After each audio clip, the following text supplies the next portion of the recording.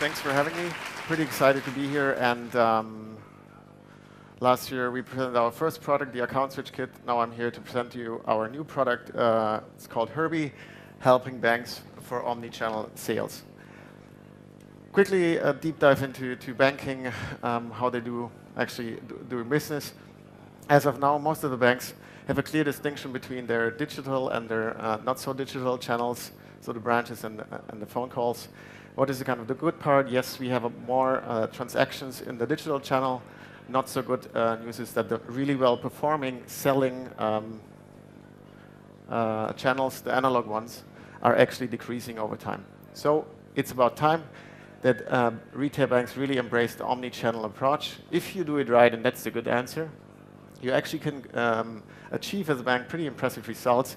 That's a client example of ours. When they switched from a purely online sales to an omni-channel sales approach, actually calling up those people who are interested in their products, they were able to upsell their product by more than 100%. So at the end of the day, when we're talking about omni-channel, it basically comes down to two questions, right? Who to contact, who do you want your precious call center time on, right? And how do you make your customers engage with you as a bank? And guess what? Herbie's answering both of these questions. Question number one, who do we want to contact? We built a behavioral analytics suite which basically mimics the customer journey for any given financial product, which allows us to tell the bank, this is the right moment in time to exactly reach out to that specific customer for that specific financial product. That's number one. Basically, what we do, we look at all the channels, what the people are doing there, which tools they use, which information they read, et cetera, and then build a recommendation when is the right moment in time to reach out. A second is how to engage. How do you make people engage with you, right? Get in contact with you when they are on your website, on their mobile phone, and actually looking for something. That was, I would say, at least as tough as getting the technical part right. So this is where we spend a ton of user research on. And basically the result is what you see here. What we see here is a user looking for a mortgage. This is now his third time on the website. He's actually already going into the details, reading through that, and this is with all the kind of past user interaction he had. We already know that this is the right time to get in contact with him. This is when Herbie pops up. Pretty friendly guy, introduces himself, and actually wants to get you to engage with him. So the good news is we know a ton about the customer, right? So we really have the context, we know what he's looking for, and that allows us to make it the conversation extremely easy, right? More in a question and answer session than that you are just asking, like, please tell me how I can help you, right? This has, I would say, two distinct advantages.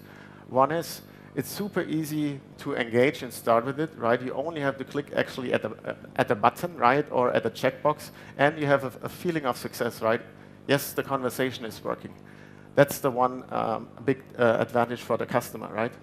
The second advantage for the bank is actually, since we are steering the conversation, we can steer it to the point where we actually wanted to have it, right? We want to have it at the end of the day. We know mortgages are sold in the branch or over the phone, not online, right?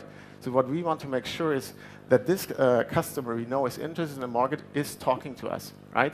And this is exactly what Herbie is basically guiding the user to, is basically the handover to a real person, which now can pick it up either directly in the chat, can initiate an RTC call, or book an appointment in the branch. Why is Herbie Herbie, right? He's a bot, and it's good to be a bot for a couple of quick and easy reasons, right? We said it's all about engagement, making things easier.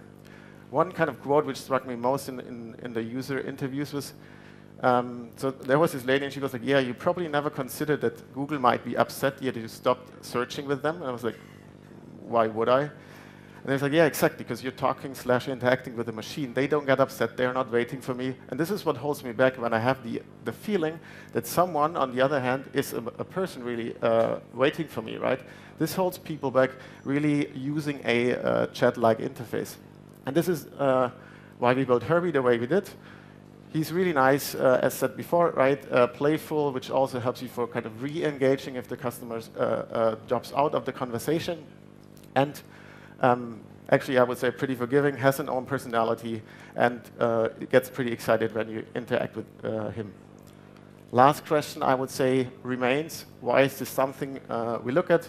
At the end of the day, I mean, we heard it before from Cardley, banks do have a hard time making money. And at the end of the day, they're spending a ton of money on cost of sales. The worldwide retail cost of sales are estimated at 400 billion per year. And with a conservative estimate of 10% addressable market share for sales automation, that's quite a number. Thanks for your attention. Let me know if you're interested. Thank you.